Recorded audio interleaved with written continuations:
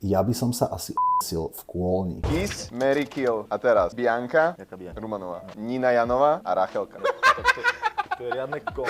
Rachelka je podľa mňa úplne že taký istý vibe, jak ja. To mám... Akože cením seba reflexiu. Myslím si, že veľa ľudí by o sebe nepovedalo, že Rachelka je taká istá, jak ja. Aj keby to bola pravda, tak ľudia by sa asi stránili tejto charakteristike samých seba. Ale hej, akože vlastne máš pravdu. Je taká, jak ty. Uškriekaná, upišťaná, hlúpa. Ešte ak máš rád a pervy, tak ste vyslovene dvojičky, ale to už neviem. Ja by som dal Rachelku, že...